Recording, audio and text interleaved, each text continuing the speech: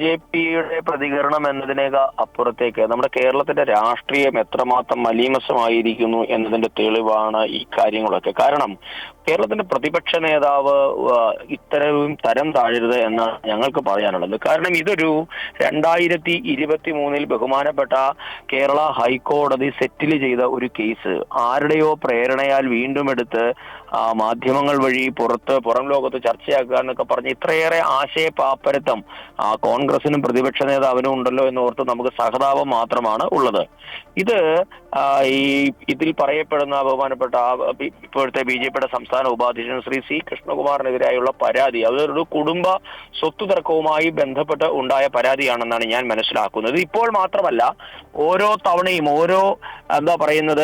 ഈ നമ്മളുടെ ചില ഓരോ വർഷവും ഓണവും വിഷുവും ഒക്കെ വരും എന്ന് പറഞ്ഞതുപോലെ എല്ലാ വർഷവും ഇത് ആവർത്തിക്കപ്പെടുന്ന ഒരു ആരോപണം മാത്രമാണിത്. ഇത് അദ്ദേഹത്തിന്റെ കുടുംബത്തിലുണ്ടായ ഒരു സ്വത്ത് തർക്കം. ആ സ്വത്ത് തർക്കം ബഹുമാനപ്പെട്ട കോടതിയുടെ മുൻപാകെ എത്തുകയും കോടതി ഞാനിപ്പോ അതിന്റെ ഡേറ്റ് പറയാം. അതിന്റെ ജഡ്ജ്മെന്റ് എന്റെ കയ്യിൽ ഇരിപ്പുണ്ട്.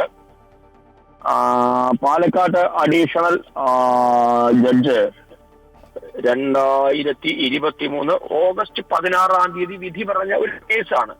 അതായത് ഞാൻ മനസ്സിലാക്കുന്നത് പ്രകാരം സി കൃഷ്ണകുമാറും അദ്ദേഹത്തിന്റെ ശ്രീകൃഷ്ണകുമാറിന്റെ ഭാര്യയും അവരുടെ അനുജത്തിയും തമ്മിലുള്ള ഒരു സ്വത്ത് തർക്കം കോടതിയിൽ വരുമ്പോൾ അവർ വ്യാജമായി ഉന്നയിക്കുന്ന ഒരു ആരോപണമാണിത്. ഇതിന് യാതൊരു അടിസ്ഥാനവുമില്ല എന്നും സ്വത്ത് തർക്കമാണ് എന്നും പറഞ്ഞ് ഡിസ്പോസ് ചെയ്ത ഒരു കേസാണിത്. ഇത് ഓരോ തവണ കോടതിയുടെ പരിഗണനയ്ക്ക് വരുമ്പോഴും ഇതിൽ പറയപ്പെടുന്ന സ്ത്രീ ബി.ജെ.പി നേതാക്കന്മാർക്ക് മെയിൽ അയക്കുകയും ഓരോ തവണയും ഇത് ആവർത്തിക്കപ്പെടുന്ന ഒരു കേസാണ്. ഇതിലെന്താണ് ഈ പാർട്ടിയുമായി ബന്ധം, അല്ലെങ്കിൽ ഇതിനകത്ത് എന്താണ് സ്ത്രീ പീഡനം ഉൾപ്പെടെയുള്ള ആരോപിക്കാൻ എന്നുള്ളതിനെ പറ്റി എനിക്ക് മനസ്സിലാകുന്നില്ല. എന്തായാലും ഞങ്ങൾക്ക് പറയാനുള്ളത്, ഇത് ശ്രീമാൻ വി.ഡി. സതീശനെ ആരോ തെറ്റിദ്ധരിപ്പിച്ചിരിക്കുകയാണ്. കാരണം വ്യക്തിവൈരാഗ്യത്തിന്റെ പേരിൽ ആണ് ഇപ്പോൾ ഇത്തരം ആരോപണങ്ങൾ ഉന്നയിക്കപ്പെടുന്നത്. ഇപ്പോൾ മാധ്യമങ്ങളിൽ കാണുന്ന ഒരു പരാതി ഉണ്ടല്ലോ, ബഹുമാനപ്പെട്ട രാജീവ് ചന്ദ്രശേഖറിന് കിട്ടിയ പരാതി. അതിനകത്ത് തീയതി പോലും മറച്ചു വെച്ചിട്ടാണല്ലോ നിങ്ങൾക്ക് കിട്ടിയിട്ടുള്ളത്. 2 ദിവസം മുൻപ് മാത്രമാണ് ബഹുമാനപ്പെട്ട സംസ്ഥാന അധ്യക്ഷന്റെ മുൻപാകെ ഈ പരാതി കിട്ടുന്നത്. കൃത്യമായ മറുപടിയും കൊടുത്തിട്ടുണ്ട്. അദ്ദേഹം സ്ഥലത്തില്ല എന്നും സ്ഥലത്ത് നിന്ന് വരുമ്പോൾ ഇത് സംബന്ധിച്ച് കൂടുതൽ കാര്യങ്ങളെ പറ്റി വ്യക്തത വരുത്താമെന്നും പറഞ്ഞ് തിരിച്ചു മറുപടി അയച്ചിട്ടുണ്ടെന്നാണ് ഞാൻ മനസ്സിലാക്കുന്നത്. എന്തായാലും ഇത് സംബന്ധിച്ച് പൊതുസമൂഹത്തിന് മുൻപാകെ ചില പുകമറ സൃഷ്ടിച്ച് ആരെയൊക്കെയോ പ്രതിസ്ഥാനത്ത് നിർത്തി ഇപ്പോൾ ഉണ്ടായിട്ടുള്ള വിവാദങ്ങളിൽ നിന്നും ഒളിച്ചോടാനുള്ള ചില തൽപരകക്ഷികളുടെ ശ്രമം മാത്രമാണിത്.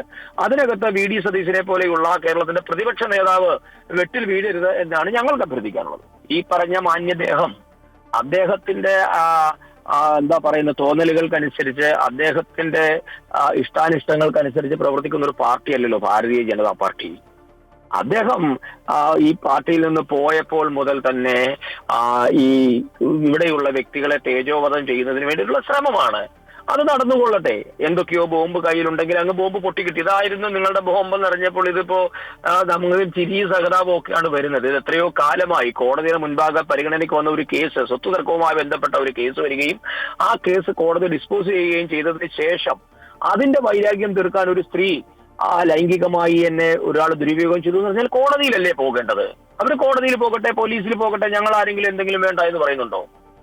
ഇതിനകത്ത് ആർക്കും ഭീതിയോ ഒളിച്ചുവയ്പോ ഒളിച്ചോട്ടോ ഒന്നുമില്ലല്ലോ.